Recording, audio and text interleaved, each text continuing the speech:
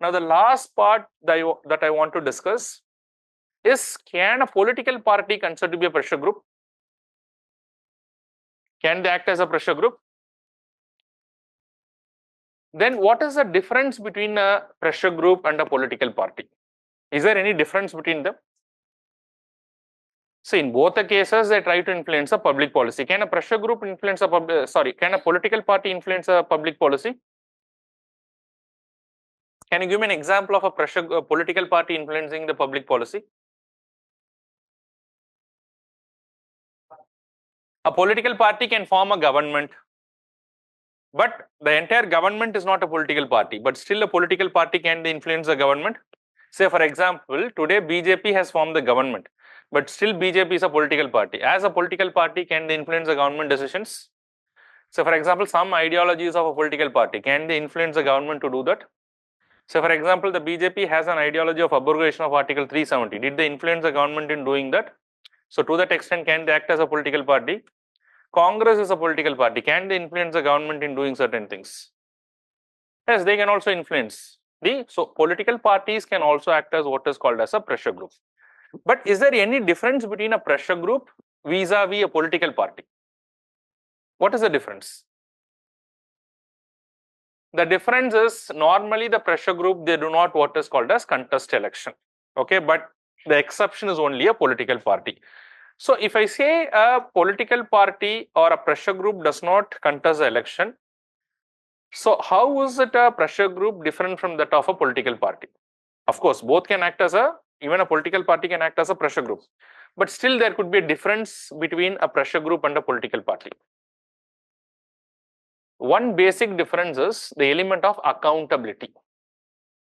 So the element of accountability. So ultimately what a pressure group does, just listen to me for a moment. Ultimately what a pressure group does, they try to influence whom? They try to influence the government to make public policies in their favor. So they try to influence the governmental policies. Suppose if any pressure group is influencing the government to make a public policy, is the pressure group accountable to the people for such a change in the policy? Who is ultimately accountable? It is the government. That's why the government has to be very careful. The pressure group might pressurize the government, but if something goes wrong in the public policy, who is accountable for that? It is a government, and the pressure group has no responsibility. The pressure group is not accountable to anyone. But suppose if a political party is acting as a pressure group, try to understand. Suppose if a political party is acting as a pressure group, will there be an element of accountability to the political party? Yes, it can be either a ruling party, a political party, a ruling government, or it can be an opposition also, because they have to contest elections. And if something goes wrong, there is an element of accountability, because people might think that and accordingly they may vote in the elections. So the only difference, the pressure group and the political party, while I would say a political party can also act as a pressure group, but if you see per se a pressure group, the pressure group, they have least accountability. But whereas a political party acting as a pressure group, they may be accountable to the people. Otherwise, they are almost the same. Okay, so this is the understanding you should have. Just have a look into it. Otherwise, there are a lot of other differences that are given. You can just have a quickly look into it. Political party versus a pressure group. So what are the differences? If you see the differences, the political party contests election, pressure group doesn't contest election. Political party aspire to capture power, they don't aspire to capture power. Just listen to me and then you can make a note of it. A political party has a diverse interest, in fact, even if they act as a pressure group. But whereas a pressure group, which is not a political party, it confines to a specific policy. What does this mean? A political party has usually a diverse interest, which may not be the case with a pressure group, which is not a political party. Why? So for example, Indian Medical Association, they are not going to pressurize the government thinking of the welfare of the farmers, probably. An Indian Bank Association, they may not think of the other general public. So they have a very limited interest. But what about a political party? If they are acting as a pressure group, will they have a diverse interest? They need to have a diverse interest because they have to fight elections. And if they don't have a diverse interest, their possibility of winning the election is very, very less. But whereas a pressure group, which is not a political party, they're not going to fight elections. So their interest is only for the people of a specific group. Okay, that's a basic understanding you should have. So a political party may or may not be part of the government, but a pressure group is definitely not part of the government. And then the last thing is the very important difference. A political party is always accountable to the people because they have to contest the elections, they aspire to capture power. But that is not the case with regard to a pressure group. The pressure group does not aspire to capture power. They do not even contest elections. The only exception is the political party. Okay, so that should be very clear in your mind. Is it clear to all of you? So now with this, we are almost done with the pressure group. Very small topic. You just follow some current affairs. Probably if it is there, some pressure group, it is there in the news, probably they can ask you. Once there was a question on the farmers pressure group as to what is the methods that they have used. Because at that time, the farmers protest was going on. So what is the methodology used by the farmers pressure group? What is the technique that they have used? It was a combination of lobbying and propagandizing. So suppose if the elections are happening, so the questions may be related to the electioneering process also. So only these three major techniques along with the political, along with the legal action, one more method that you have seen. So once you have this understanding of what is a pressure group, what is the means that they use, what is the structure of the pressure groups, I think the difference between a pressure group and a political party with some examples, any questions that they ask will be in a position to answer. Just take down a question. Do you think that the pressure group in India influenced the political process? Explain with suitable examples. Okay, so what do you understand by this question? Just think about it for a minute and tell me what do you understand by this question in the first place. Once you understand the question, then it becomes very easy. I'll just have a look into online students. Any questions, you can put your questions in the comment box. Okay, just think about it and just someone tell me as to what you understand, your understanding of the question.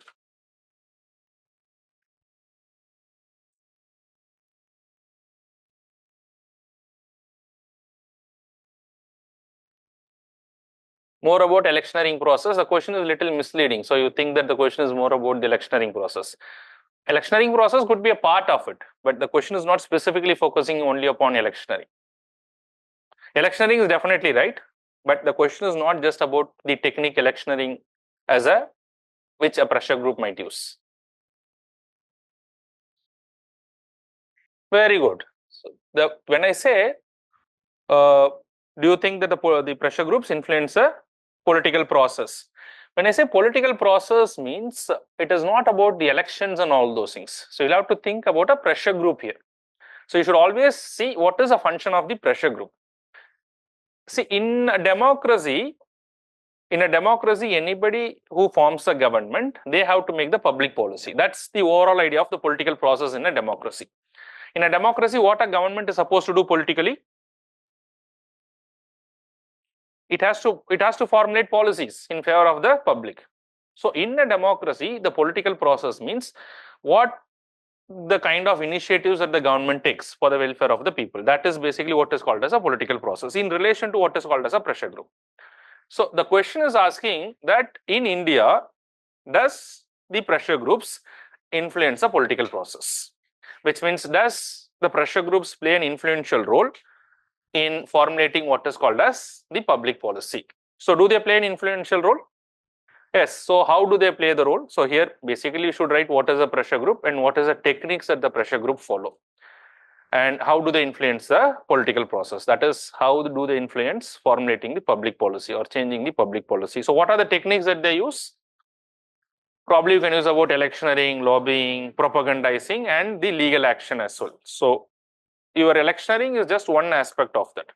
So you can write about all the things with some examples, maybe one or two examples in all the cases, then your answer is done.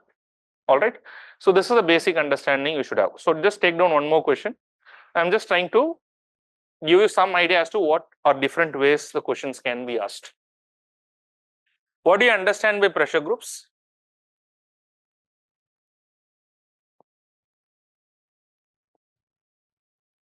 What do you understand by pressure groups? What do you understand by pressure groups? Do you think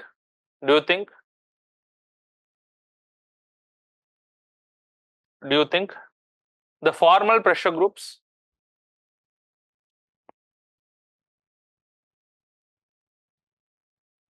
do you think the formal pressure groups are more successful?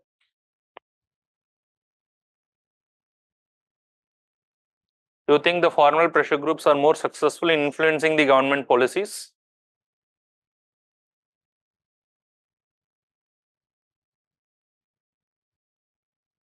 In influencing the government policies than the informal pressure groups?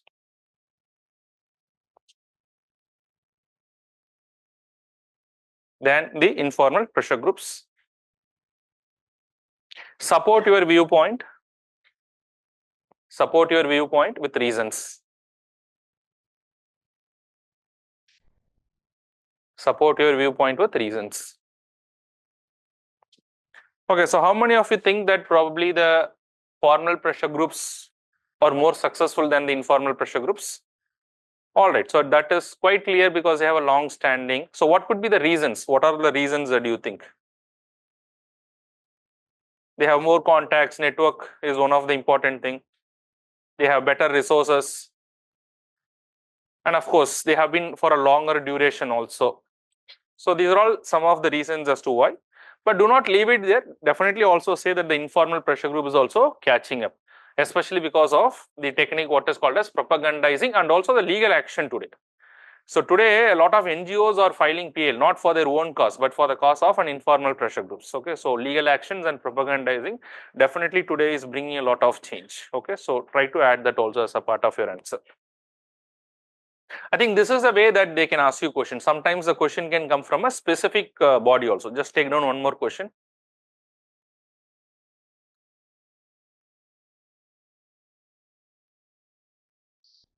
Write down what do you understand by a pressure group?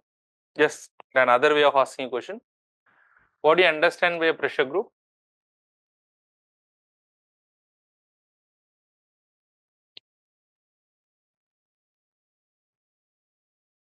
How far do you think? How far do you think? How far do you think? The associations representing the farmers' interest.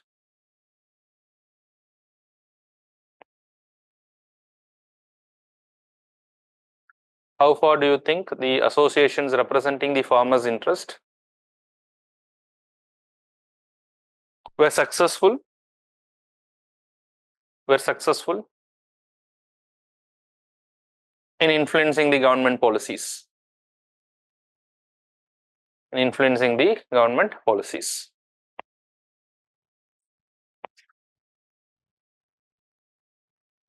Okay, so if you have to make an assessment how far the various associations representing the farmers' interest in influencing the public policy, how far are they successful in India? Are they successful? Not successful? See, this is a very relative question, so you don't have to worry about what you have to write. Whatever stand that you take, you'll have to give some reasons probably. So that is what is important. There's no yes or no, there's no black and white answer for all those things. But I would say definitely they are quite successful. And for what reason you can say that they are quite successful? They have been influencing the government policies every year. Farm laws is just one of it. But do you think that the farmers are not influencing the government policies apart from this? Because the farmers, especially, they play a very important role in what is called as electioneering. If not, I'm not talking about the farm laws case, but in general, do they form a vote bank for the government? So the government cannot go against the interests of the farmers. And every year you think about the minimum support price, a policy that the government brings in. How many of you heard about this minimum support price? I'm sure that you are quite aware of this particular word. The minimum support price is a guarantee price that the government announces even before the sowing season. That it's a minimum guarantee that the government is saying that if nobody is procuring your produce, I will procure your produce with this particular rate. So minimum guarantee is given by the government for the farmers. So is it a policy in favor of the farmers? And every year this is influenced by the farmers. There's a lot of negotiations that go. Farm waivers that is given to the farmers. So whenever there's a loss and all those things, the farmers can take a loan and there's a waiver that is given by the government. Subsidies which are given to the farmers. What kind of subsidies are given to the farmers? Fertilizer subsidies are given, various other input cost subsidies are given, electricity subsidies are given. So these are all again the policies which are in favor of the farmers, which is also influenced by the farmers. And the farm law is just one recent example, but otherwise every year regularly it is happening. So to what extent do you think that the farmers are successful? They're successful because especially the potential they have got in what is called as electioneering. And apart from that, they can follow the other techniques also. Okay, so that is how you can approach these questions. Not necessarily from the farmers, they can take, say for example, instead of the farmers, they can take a business related community. So they can ask you business associations, how far they are successful. Again, depends upon if something is there in the current affairs. So probably they can ask you such examples. But otherwise, irrespective of all these things, the only thing is you should know what is a pressure group, and probably you should know what are the structure of pressure group. Why you should be aware of the structure of pressure group is basically then you will be clear as to what kind of techniques that they may follow, which would be appropriate techniques. So once you know all these things, you can approach these areas. So in the last 10 years, I think 4 to 5 questions has been asked. That means not necessarily every year there will be a question, but every second day there is a possibility they can ask you a question. But that's a very simple concept. Whatever is about the pressure group, we already discussed.